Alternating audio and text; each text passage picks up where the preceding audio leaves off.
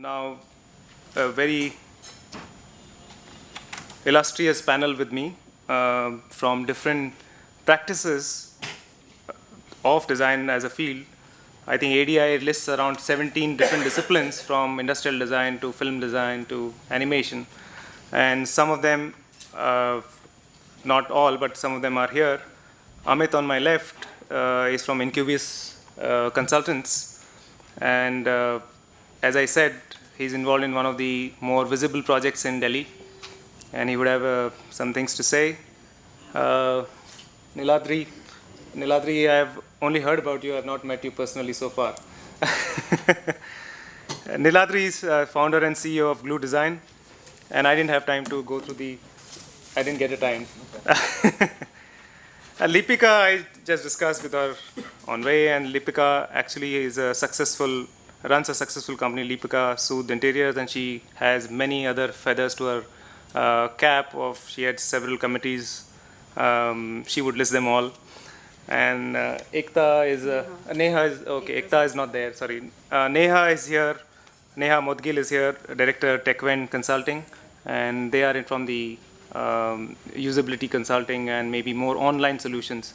So we have more on the space design and maybe space design and other physical design, as well as online design.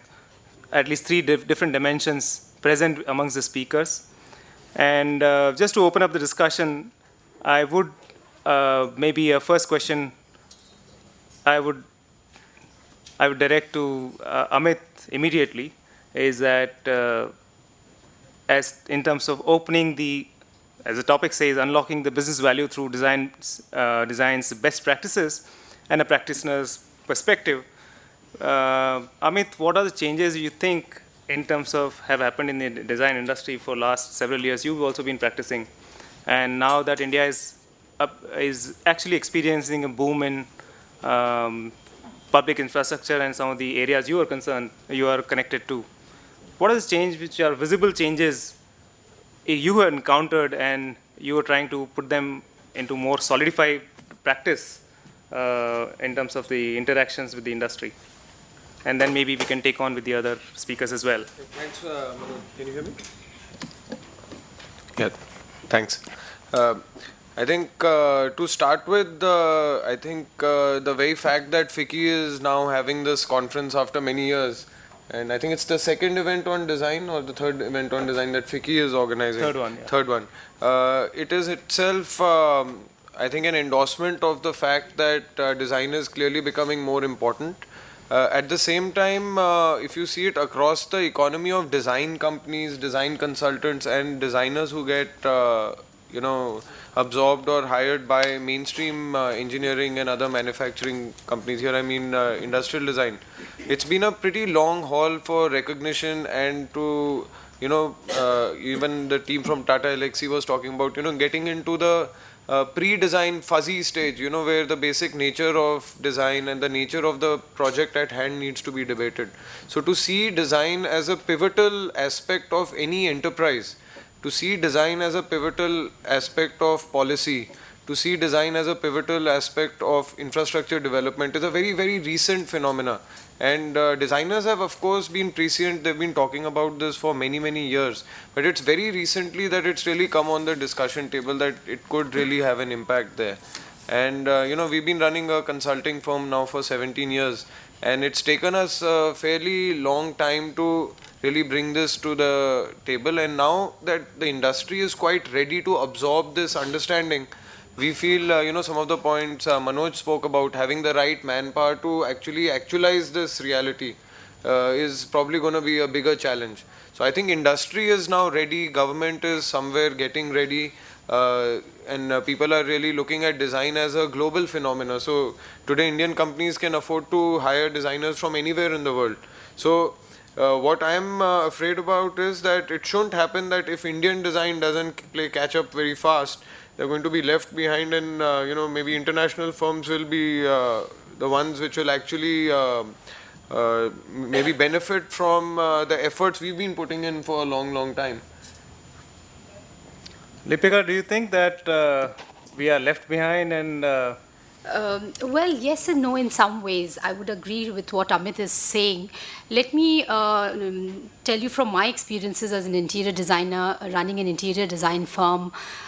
Way back in the mid-80s when I graduated in economics from Sriram College of Commerce and I wanted to do interior design, people thought I was mad because the done thing was to do an MBA or a CA, which all my other friends did and did brilliantly well. Of course, I ended up doing mass communications, worked with an agency, Lintas, for a while and understood this whole business or the corporate, how the corporate world works. But yet my heart was in interior design. So being, I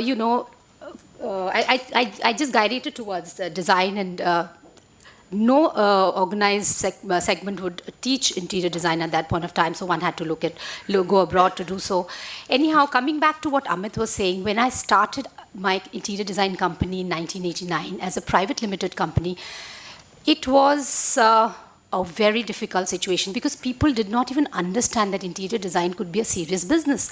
It was considered to be something that, bored housewives would take up. And so when I approached the corporates, and actually thanks to that period, Amit, when the corporates came in and all the companies, the multinational companies came in, they brought in a lot of business approach towards this whole business of design. So as designers, they would involve us when Ericsson came into India or Hyundai Motors came into India. A lot of the process of the planning process is where they involve the designers. Unlike Indian companies who did not involve the designers in the beginning, they only brought us in when they had to do finally the, the paintings on the walls or the carpets or the sofas and stuff like that, which was actually not the right way to proceed. So being part of this whole process of, designing it, being part of and understanding the business part and therefore being able to be partnering in the whole process of the success of a particular project. And that's where their learning was, and that's where the turning point was.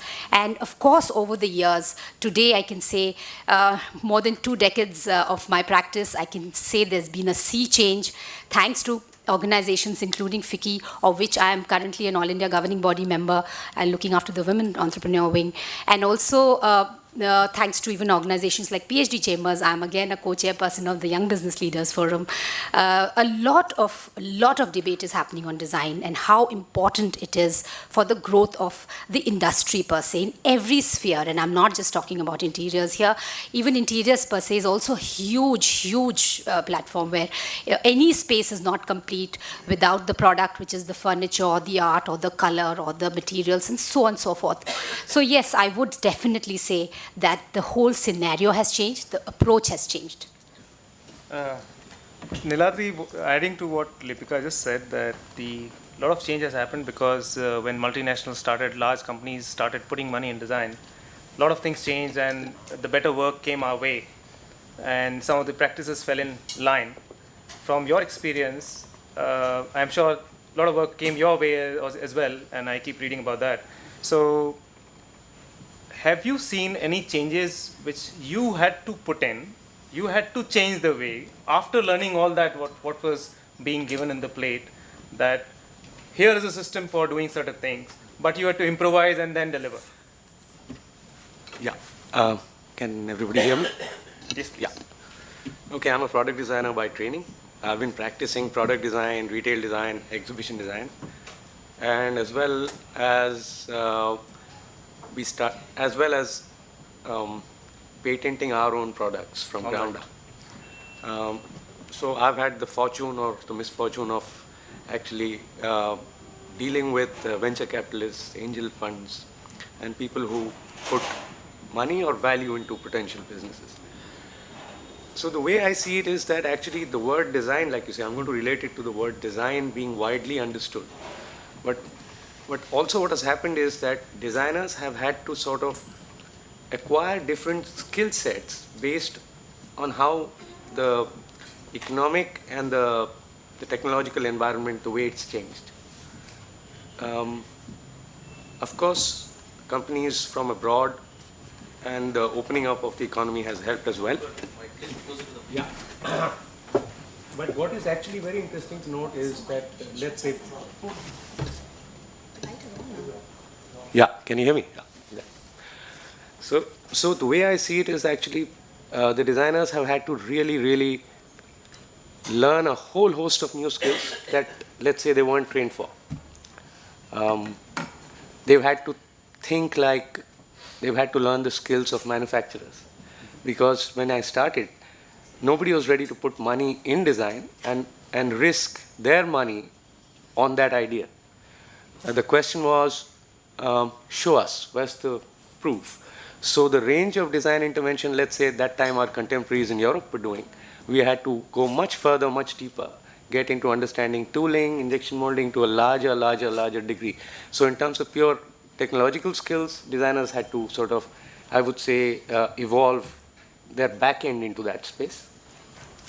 In the front end, in terms of actually design beginning to understand the term marketing or brand, they'd had to learn and adapt, work with agencies, work with media companies, work with research companies, and have had to learn all those skills and integrate it into design solutions purely because the question remained the same. The overall Indian industry was risk averse. So how it's changed is that competition has forced the Indian industry to sort of embrace risk now. It has forced the Indian industry to invest in some of these design and development skills. At the same time, the industry has also grown. So I would say the thing that designers today need to sort of integrate into their learning is really what the subject of this discussion is really understanding, unlocking value. Because until designers begin to really correlate their intervention to what it does to the top line, or are in a strategic platform where they are able to say, okay, this is the design intervention I've made, this may be a price increase I have effected to a product or a price decrease in a product, and this is how much it has affected purely in terms of that industry doing better sales, better margins, better profits. So I think we are at a crossroads where, not at the crossroads, it's a great place. It's either designers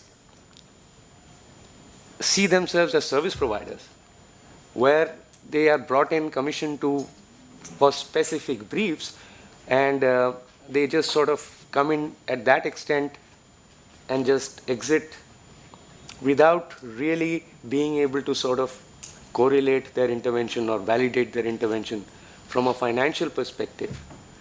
From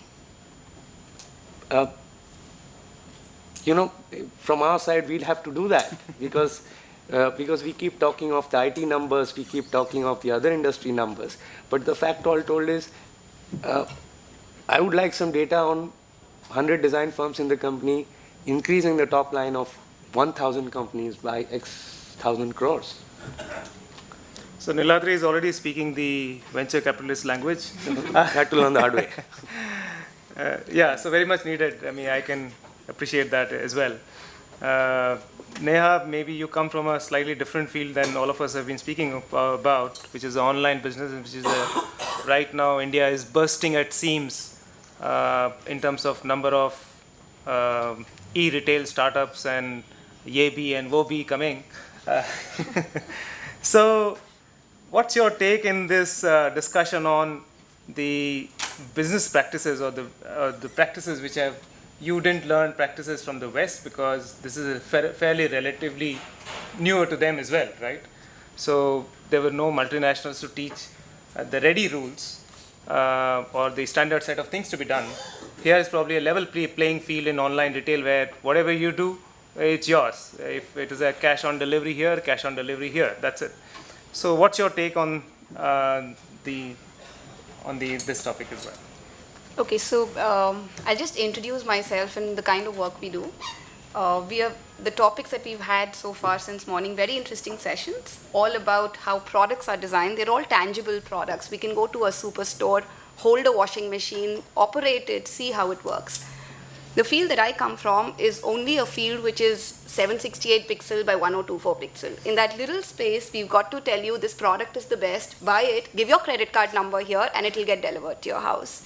So there are a lot of complex, dynamic emotions that we deal with. We deal with trust, we deal with service, quality. I don't know the product, how can I buy it? I've never heard of this, etc., etc., etc. So the kind of emotional things that we deal with are at a very, very different level. Coming to the change that we've seen in the industries from when I started practicing this to now, we no more called a website designer. I used to hate it when they used to call up and say, we need a website designer, can you come over? And so I would ask them, what stage is the project at? You know, it's done, we just want you to give us the color scheme. So now it's very, very different. They call us and they say, you know, we don't want colors, we want ideas. We want thoughts. We want you to tell us how can we sell better, how can registration drop-downs get better. So I almost feel like a doctor now, or the entire team is trained to be a doctor who diagnoses the problem and then provides a solution for what can be done. So that's been a huge difference in what we've seen. And we wear multiple hats. We wear a hat of a marketing person who tells the client how to communicate in the online space, to a salesperson who says that, you know, homepage is a sales pitch, you just need to do it well, to a technology person who goes back to the tech team and says, you know, this is how you need to implement it, because if the interaction is not proper, the user will get confused. And the Indian market is very different. यहाँ पर जो दिखता है वो बिकता है. And that little space that I was talking of, you've got to show everything. And clutter is not clutter, etc., etc. So, yes, there's been a change, but talking of, you know, do we take things from the West? There are still clients who look at the West and say, can you just copy Amazon.com? Not realizing that we don't shop like that. We are not a disposable society. We like to keep stuff forever for our children and grandchildren. We want to give it to our sisters. So we cannot imitate shopping styles of West to the Indian market because we are very different. Having said that, I kind of a little disagree with Amit that the Western counterparts will come and take us. I think we've got our own space. It'll be very difficult for them to get into it and understand how we shop, how we live, how we register, how we find jobs, how we find our spouses. So when I talk to the West and say we've got jivansathi.com, they say dating site. I said no, matrimonial site. And there's a huge difference. Why the difference is because when we do the research in North India, parents say we will only find a spouse whose picture is, I mean, I'll only express interest in a boy or a girl whose picture is there online. When we go into the South and do the same research, the parents say we will only express interest in the profile online whose nakshatra is there. So we are so different. How can anybody who's designing a dating site come here and start designing a matrimonial site? Because the needs that we have are so different. So I kind of disagree with that, but we are open to debating that point though. But yeah, we wear multiple hats when we are doing this stuff. So the number game is much more clearer in case of online because all you need to count is clicks, right? Not really. But yes, one of the things that I tell the clients that measure it. Measure design. Design is not what you and I like. It's what your consumers like, and it's very easy to measure it in the online space. So we are always dealing with reams of data in the analytics, trying to make sense of where people are dropping out, which error message is showing up very often. So yes, we're dealing with numbers. So we like doing a lot of financial analytics there, getting better numbers through design. So design definitely drives business in the online space. All right, so with a little warm-up discussion on the practices, maybe we would touch upon another important aspect, which is actually the core of the entire, any design and business discussion, which is return on investment, she just touched upon it, how to measure it, because that actually drives the entire size of the industry. Anywhere when we run into a discussion with a businessman or SMEs, they say, first tell us what we invest right now, how are we going to, is there a guarantee? Is there a guarantee that we're going to get it 5 times, 10 times back? And it reflects in several graphs and GDP growth percentage, and British Design Council has spent a lot of amount of money for finding this kind of data. We don't have that data. So I would like maybe a quicker answer, shorter answer from the group here sitting on the dais, and then maybe open to the people sitting here if you would like to direct any questions, because we have 20 minutes. So maybe Lipika, would you like to answer this return on investment? How do you counter such arguments? Maybe in your case it's a bit easier, it shows. Yes, I would think, yes, it actually shows. And I think that's where all morning that we've talking about the innovation part of the whole story of design is what really shows when we talk about return on investment. And very clearly, this question actually also relates to what Amit had talked about and what Neha had countered, is about understanding, the whole mechanics of the cultural, the way we live, or what is the requirement of the Indian scenario per se, vis-a-vis the West or anything else. Here, it's very clear that, not only have we to understand how the demographics or the way we work, therefore, the things have to be designed according to the needs of the end consumer. So the moment any industry understands that the designer in question, A, not only understands the whole nuances of designing, but also understands the requirement of the consumer, and is also very knowledgeable, or is willing to partake in the whole process of the industry per se, from where this whole the concepts have to be worked out, and they have all got to work in tandem, then there is no question of the returns not being positive. So as a designer, if that designer needs to work with the all other agencies, be it advertising, be it the marketing guys, be it people who are taking the final decisions in terms of their growths or their investments, all of that. So it's actually a, cumulative kind of an approach which actually leads to a successful investment situation. Amit, would you have a rejoinder for the fuzzy front end and return on investment? Yeah, I think this will also answer a little bit of what we were sort of not agreeing upon.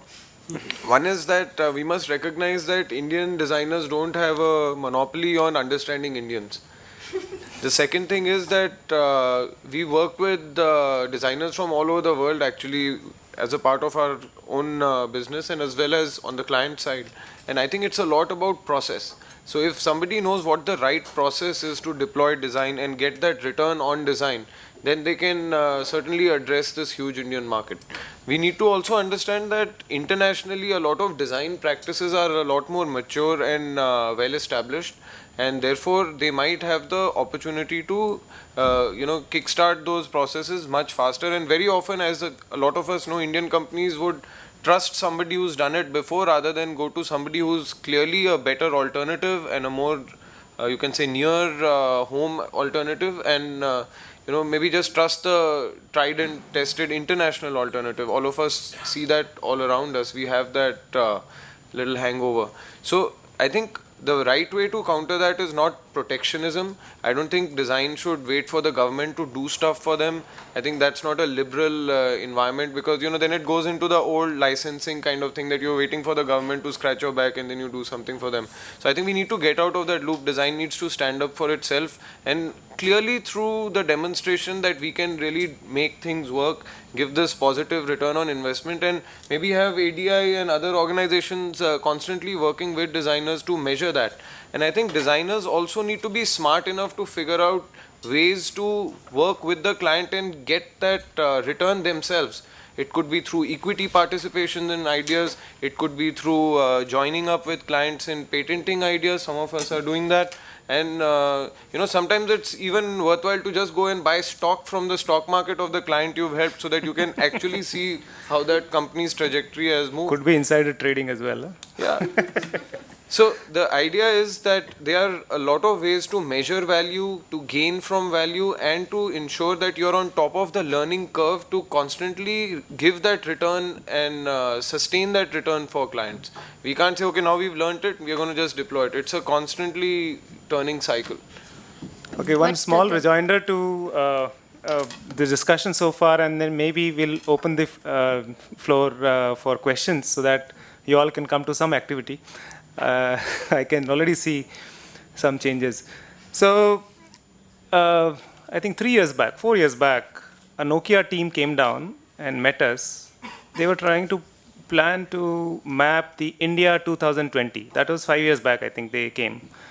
And they were looking at what kind of scenarios will change and how will the mobility will change. There are two guys roaming around the world, including India, mapping what is the scenario in 2020, and Nokia is funding them. And now return on investment is a different thing altogether when you take such exercises, you undertake such exercise, versus we discussing with the SME who says, your design fee is this much, and what is the guarantee that I get X percentage more in sales? So there are two different realities. So with this, I would maybe ask, you would like to contribute and ask any of the panelists to something on the design and how the engagement happens. Yes, please. So maybe I can speak from a client perspective. All right. I just made some few observations. I think all of you made a lot of sense. Design itself is kind of like a marketing function. It's an overhead, unless you prove that it is not. And so the few things that we expect, or we have been expecting and sometimes frustrated and sometimes pleasantly surprised about with the design community in GE at least, is what I write here. So, you know, are you an integrated design house or are you an expertise design house? Which is, are you going to stand with me from the start to finish? Which means you have the capability of the fuzzy front end all the way to the juicer mixer that was talked about. Or are you just going to come in and do the one piece in great expertise and depth, but you can't be everything to everybody. So whenever I talk to designers, they're like, we'll be whatever you want us to be. Just tell me what the flavor of the day is. And I'm not generalizing here or bashing designers, but I'm talking about you have to pick. And maybe you can do both. But then there again, you have to pick whether you are industry specific or not, because it just cannot be like, I'll just do everything. And that I bring because I lived in the States 14 years, and every design house we met, they were very specific that we have this expertise and this depth and this domain and this. And of course, in India, you don't have that much volume. So I understand that. But now comes the time where we have to start evaluating differently. And then the other is the long-term relationship with a few, or the social butterfly with many. So there again, you have a choice of dating many or marrying a few, or actually one. And then the other piece around what he was pointing about, financial metrics, clearly very important. So the designers, just like marketing, suffer from that. I mean, I suffer from that being within GE, that what value add do I bring? So you have to really shell it out that it's X percentage profit, or lower cost, higher profit, more volume, whatever the combination might be. And then I think the other part is the proactiveness to learn the industry, learn with observational need. India is different.